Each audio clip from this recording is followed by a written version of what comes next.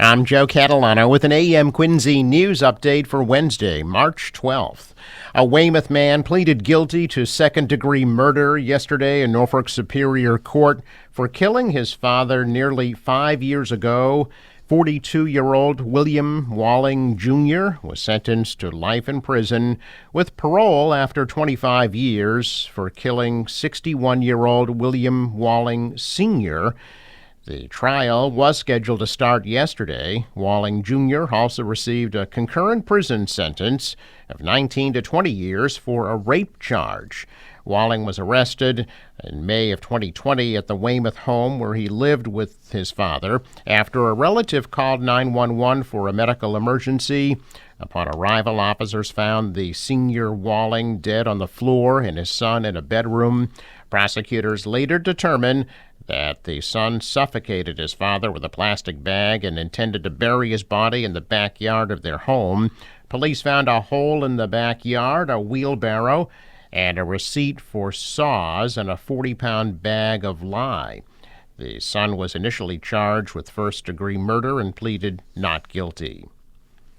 A former Quincy man who was extradited from Stockholm, Sweden, was sentenced yesterday in federal court in Boston for obstructing an investigation of fires set at Jewish institutions in Arlington, Needham, and Chelsea in 2019. 37-year-old Alexander Janakakis, formerly of Quincy, was sentenced in U.S. District Court to 42 months in prison, to be followed by 3 years supervised release. Officials say rather than assist authorities, Janakakis chose instead to impede the FBI's investigation by lying to investigators and destroying and concealing evidence.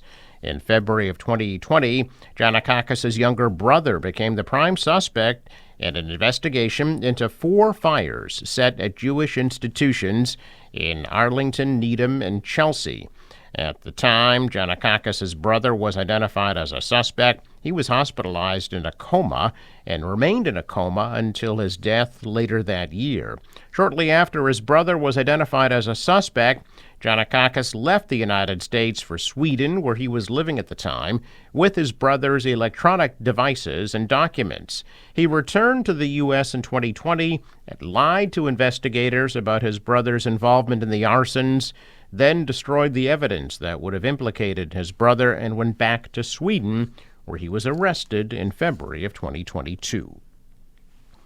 School officials are investigating after a racial slur was found inside a Hingham High School bathroom on Monday. The graffiti was found by a student inside a boys' restroom Monday afternoon, according to Hingham High School principal John Buckey in a letter to parents. The slur was immediately photographed and removed from the wall before it was reported to Hingham police.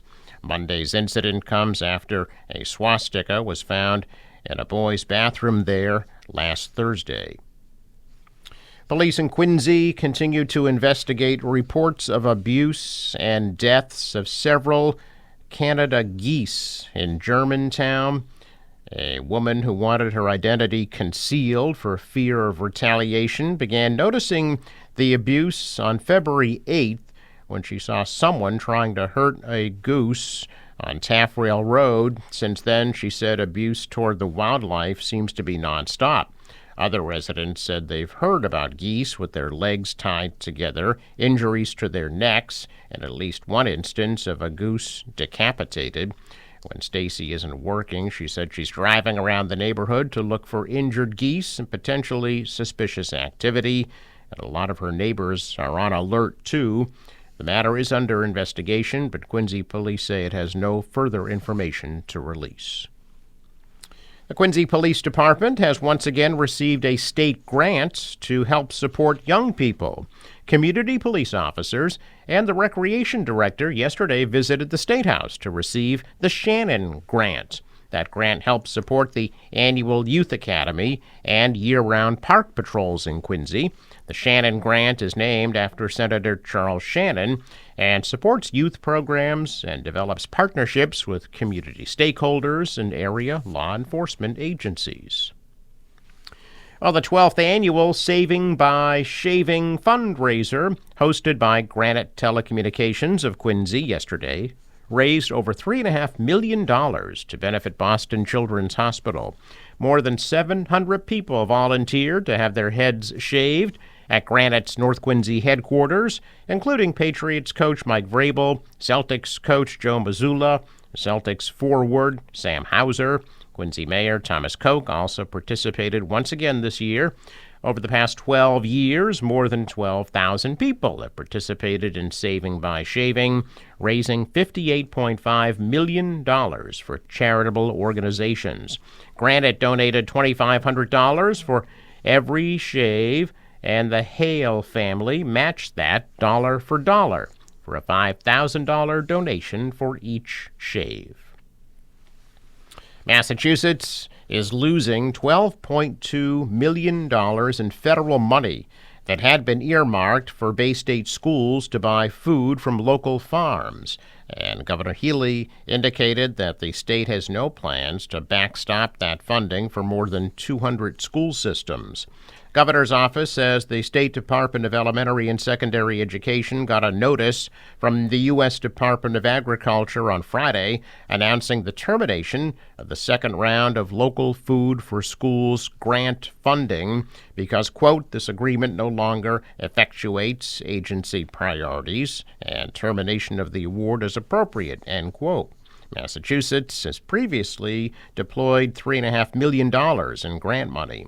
Asked while standing with House Speaker Ron Mariano and Senate President Karen Spilka whether Massachusetts has a plan to backfill the money that's being cut, Healy did not directly answer, instead spoke about $16 billion in federal funding the state counts on in its budget. Given the chance to add their own thoughts, Mariano declined. Spilka just said ditto. Beacon Hill Democrats have warned for months that Massachusetts lacks the resources to cover all federal programs that could be cut under the Trump administration, but they have also largely declined to specify which programs they would consider stepping in to protect. Mariano called it a wait-and-see game in late February, with general-purpose tax revenue growing only modestly and spending demands maintaining their elevated post-pandemic levels. State budget writers have said they expect to have little wiggle room over the next year and a half. The state has a historic level of money in reserves, approaching $9 billion, but lawmakers are hesitant to tap into that. Another option to raise revenue would be to add or increase taxes, a usually unpopular idea. The key lawmakers have not ruled out for the fiscal 2026 budget. Heading to the 2025 Boston St. Patrick's Day Parade this year, there is a new start time for the popular celebration as authorities look to limit out-of-control behavior from parade goers. 4 local lawmakers, Congressman Stephen Lynch, State Senator Nick Collins, Representative David Beal, and Boston City Councilor Ed Flynn, wrote in a letter to college administrators and school superintendents that there will be zero tolerance for the out-of-control behavior that the people of South Boston endured last year. Flynn says his office was flooded with hundreds of calls after last year's parade. Parade is being held this Sunday, a day before St. Patrick's Day. A task force made up of event organizers, law enforcement, and city officials decided to move the parade to an 11:30 a.m. start. That's an hour and a half earlier than when the parade started last year. Collins told the Dorchester Reporter that the earlier start time is an attempt to get a better handle on the, quote, tomfoolery. The task force also developed strategies to address public drinking and underage alcohol smuggling via the T. South Boston residents reported trash everywhere along the parade route. Boston police made 10 arrests at the parade for charges that included disorderly conduct and assault and battery. A drunk man with a gun was arrested near the Andrew T station last year. A Massachusetts man plans on buying a new boat, among other things, after winning big on a scratch ticket. David Mulligan of Plymouth is the winner of $1 million prize in the state lottery's $2 million cash word instant ticket game. Mulligan and his grandson, Joseph, went to claim his prize at the lottery's Dorchester headquarters. Mulligan opted to receive his prize in the form of a one-time payment of $650,000 before taxes.